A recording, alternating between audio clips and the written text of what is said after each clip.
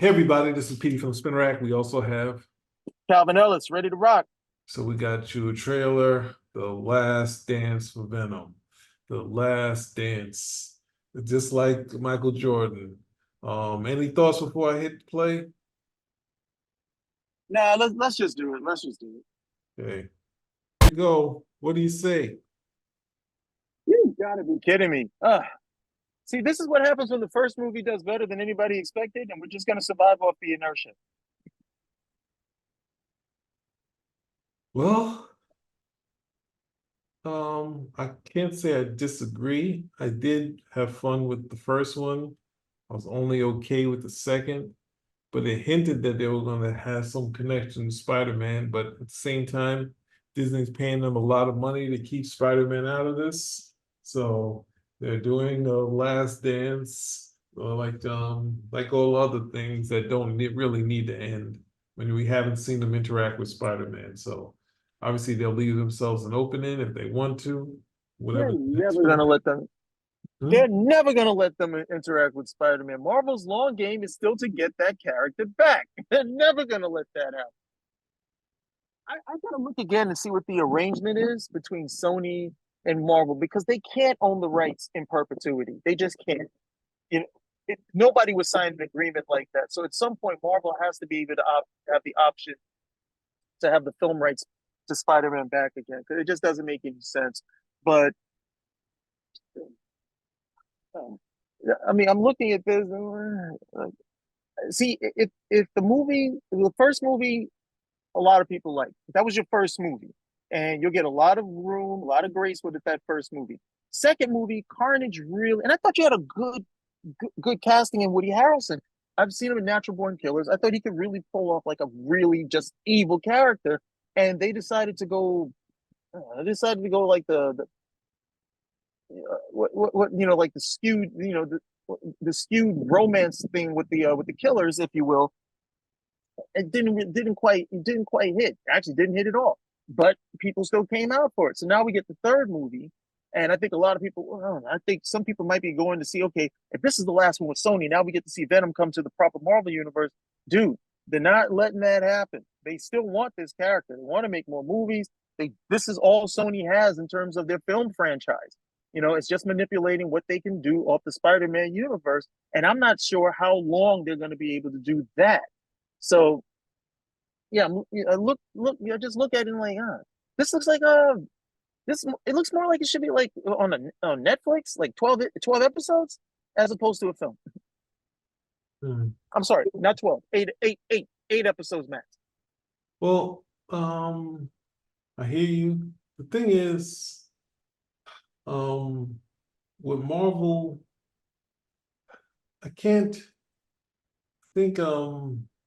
The idea is that Marvel was rolling, so they made this deal to let Disney and Marvel do a Spider-Man thing, which is, I guess, Spider-Man that they love. But at the same time, it didn't really get the numbers they got. They've gotten post, what's the name, post Infinity War and that thing. Then they got the numbers they want. And then ultimately, the hard part is to me, they did the Sinister Six at Marvel. They did what everyone was like, oh, you can't develop these things.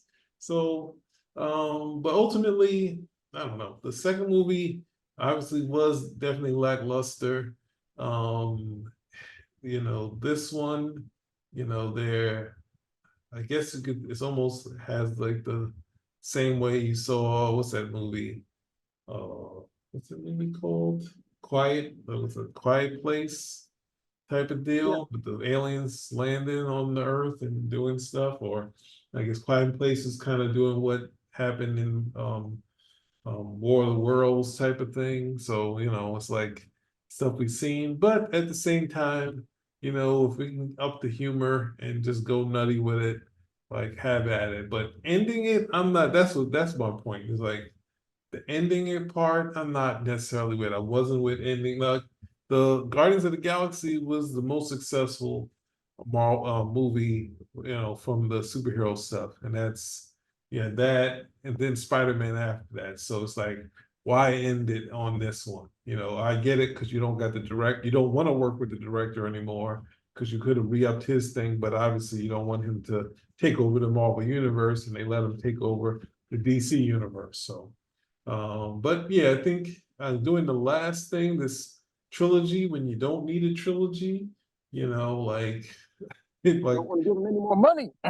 like the thing to say you're not doing a DVD box set, so I don't think you need to do a last dance thing to hint that they'll be split and then trick them and then they go back and then have a scene of like, we need to see this Peter Parker guy. And it was like, no, here's Sony, we're gonna give you another ton of money so you can hold on to Spider-Man for a little longer for our next thing that we want to do. And you'll make your money, even if you don't make your money, we'll compensate you with all this other stuff so we don't have Spider-Man and Venom. But you're putting Venom on this video I have up is from Marvel Entertainment. So it's like they're connected in this stuff and they're party to not giving us a Spider-Man Venom.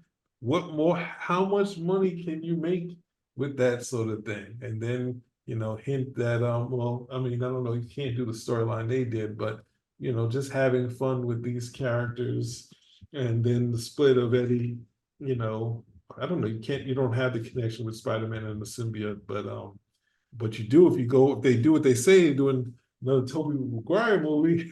But ultimately this is just some sort of something that you go into movies and just a total escapism and humor. So I can't necessarily recommend it to say this should be a big success, but at the same time they have been fun. So any other words before we close this one out? No, none at all. All right. So got your next movie. Spinner Rack. Oh wow.